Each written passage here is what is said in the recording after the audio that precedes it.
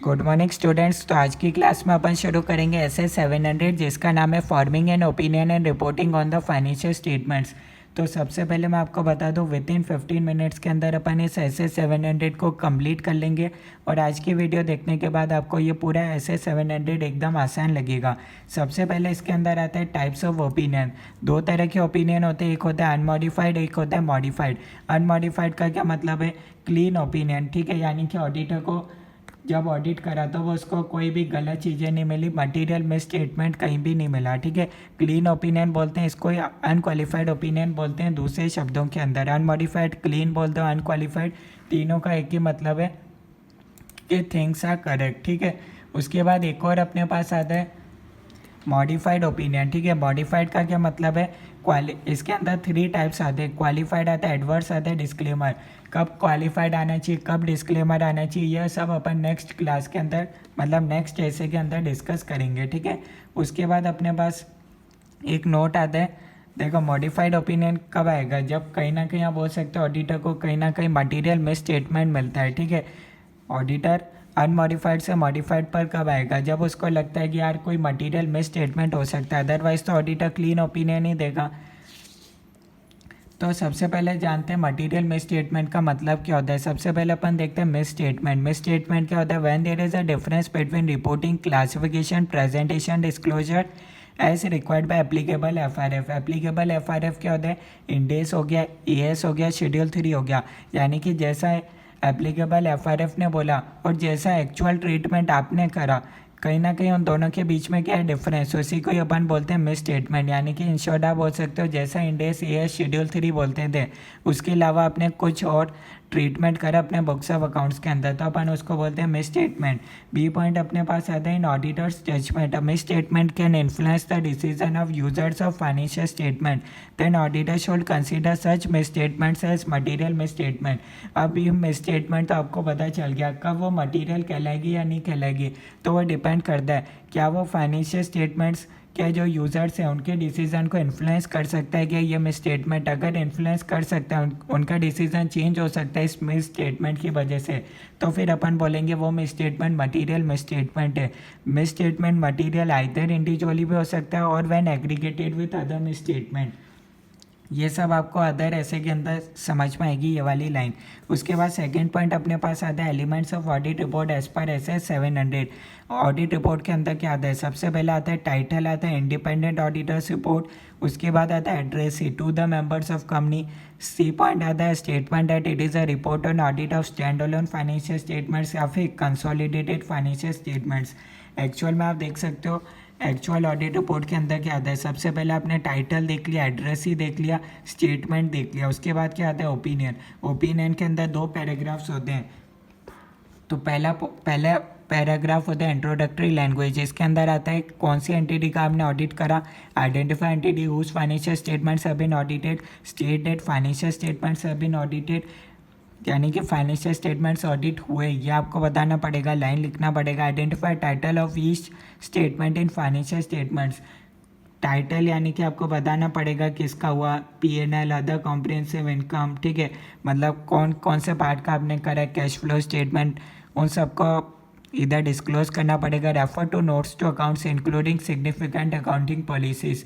किसी को देखना है कि कंपनी ने कौन सी अकाउंटिंग पॉलिसी को फॉलो करा, तो उसके लिए आपको बताना पड़ेगा नोट्स टू अकाउंट्स का reference, date of period covered, ये आपको बताना पड़ेगा।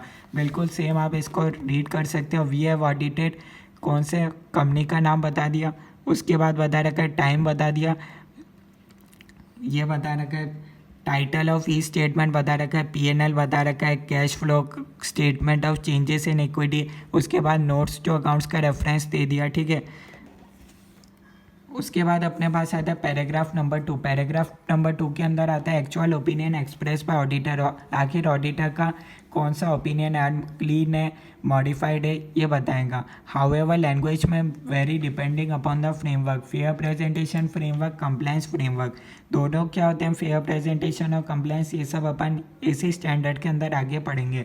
तो ये आप देख सकते हो इन आवर ओपिनियन, ठीक है, and to the best of our information the consolidated financial statements, ठीक है, gives a true and fair view, ठीक है, यानी कि आप मान सकते हो क्लीन ओपिनियन है। उसके बाद अपने पास आता है नेक्स्ट पॉइंट आता है, देखो अगर उसके बाद अपने पास ई पॉइंट आता है basis for opinion. Basis for opinion के अंदर क्या आता है, इररेस्पेक्टिव ऑफ कोई सा भी ओपिनियन हो, चाहे क्लीन हो चाहे मॉडिफाइड हो, auditors report under this section shall include the following. इसके अंदर क्या लैंग्वेज आता है, ऑडिट एज पर ऐसे कंडक्ट हुआ, आखिर ऑडिटर का क्या रेस्पॉन्सिबिलिटीज़ था, ठीक है, ऑडिटर इंडिपेंडेंट था ये बताना पड़ेगा, और साथ ही साथ बताना पड़ेगा ऑडिटर को sufficient and appropriate audit evidence मिल गया था, तभी जाके उसने क्लीन ओपिनियन या फिर कोई सा भी मॉडिफाइड ओपिनियन दिया, तो उसके लिए उसको sufficient and appropriate audit evidence obtain हो गया था। तो यहाँ पढ़ सकते हो लैंग्वेज सेम आपको मिलेगा। ऑडिटर का रेस्पॉन्सिबिलिटीज़ बता रखा है, एज पर ऐसे कंडक्ट करा, ऑडिटर इंडिपेंडेंट था, ये आप देख सकते हो। उसके बाद बता रखा ऑडिटर को sufficient and appropriate audit evidence मिल गया। ये कीवर्ड्स आप ध्यान रखोगे तो आसान रहेगा। उसके बाद क्या आता है, अब अगर मॉडिफाइड ओपिनियन है, क्लीन ओपिनियन नहीं है, तो फिर क्या आएगा, ऑडिटर को इधर रीजंस बताने पड़ेंगे फॉर इट्स मॉडिफिकेशन। आखिर ऑडिटर को जो गलती मिली उसके बारे में इधर बताना पड़ेगा। इस केस में क्लीन ओपिनियन है तो यहाँ कुछ नहीं दे रखा, ठीक है। जब कोई मॉडिफाइड ओपिनियन होगा तो इधर साथ ही साथ लिखा हुआ होगा, ठीक है। उसके बाद नेक्स्ट पॉइंट कौन सा आता है, material uncertainty related to going concern. इसको अपन डिटेल में पढ़ेंगे ऐसे 570 में। की ऑडिट मैटर्स पैराग्राफ ऐसे 701 में आएगा। यूएम पैराग्राफ आता है ऐसे 706 के अंदर, इसको अपन डिटेल में पढ़ेंगे। On the basis of auditor's judgment location of KAM और यूएम कैन इंटरचेंज, यानी कि पहले कैम आना चाहिए या फिर पहले यूएम आना चाहिए, तो ये ऑडिटर के जजमेंट पे डिपेंड करता है। जैसे कि आप देख सकते हो यहाँ कैम दे रखा है, ठीक है।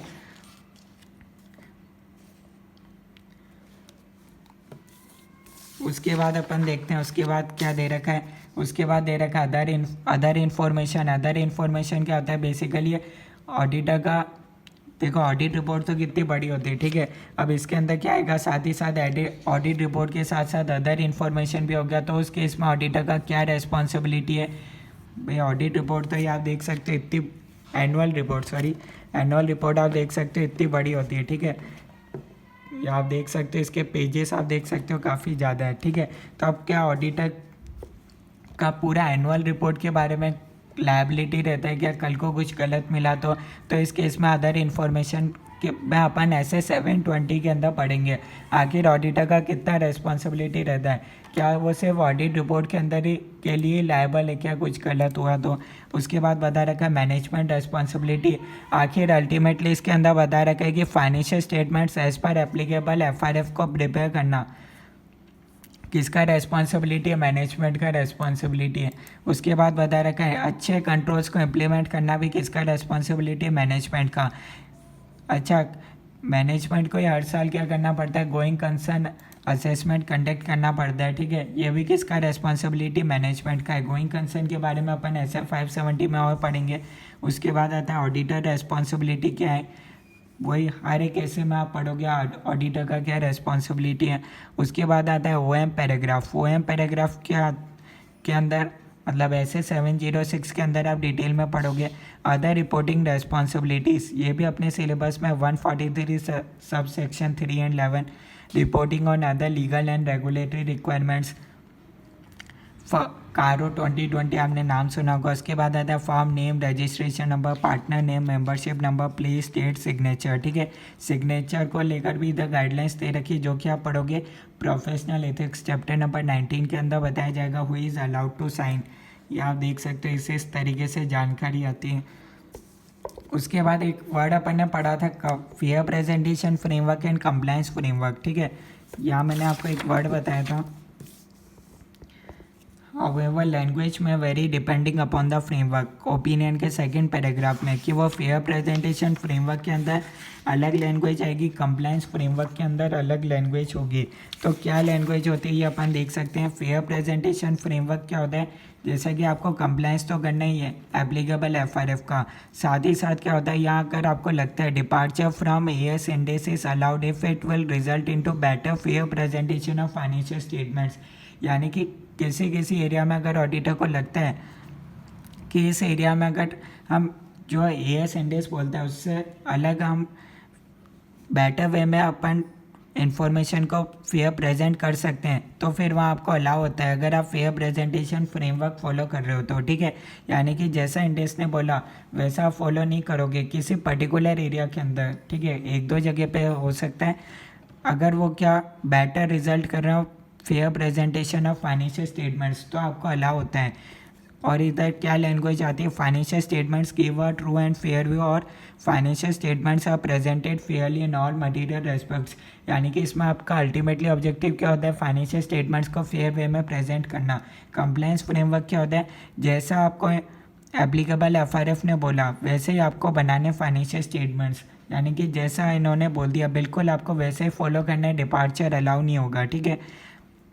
फिर इस केस में लैंग्वेज क्या आती है, financial statements are prepared in all material respects.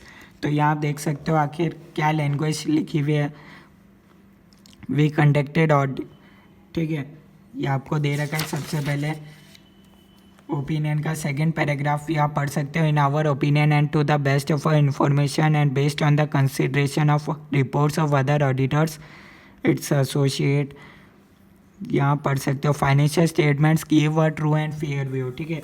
यहाँ आप लैंग्वेज पढ़ सकते हो, financial statement gives a true and fair view, तो इससे आप पता लगा सकते हो आखिर कौन सा है, ठीक है। फेयर प्रेजेंटेशन फ्रेमवर्क इन्होंने फॉलो करा है या कंप्लायंस, तो आप देख सकते हो इन्होंने फेयर प्रेजेंटेशन फ्रेमवर्क को फॉलो करा है, ठीक है। ये लैंग्वेज से आप आइडेंटिफाई कर सकते हो उनका कौन सा फ्रेमवर्क है। फोर्थ पॉइंट अपने पास आता है इसके अंदर, specific evaluations by the auditor before expressing opinion. जब भी ऑडिटर अपना ओपिनियन एक्सप्रेस करे तो उसको इन 5 बातों को इवेल्यूएट करना चाहिए। पहला, adequate disclosure of significant accounting policy, जो भी सिग्निफिकेंट अकाउंटिंग पॉलिसी है उसका एडिक्वेट डिस्क्लोजर हुआ। अकाउंटिंग पॉलिसी क्या है, as per applicable FRF consistent है, एस्टिमेट्स रीजनेबल होने चाहिए, प्रोविज़न वगैरह टर्मिनोलॉजी जो आपने यूज़ करी वो अप्रोप्रिएट होना चाहिए, इन्फॉर्मेशन जो आपने प्रेजेंट करे वो रिलेवेंट, रिलायबल, कंपेरेबल, अंडरस्टैंडेबल होनी चाहिए। तो इसी के तहत आप बोल सकते हो अपना पूरा ऐसे 700 कंप्लीट होता है। Thank you everyone.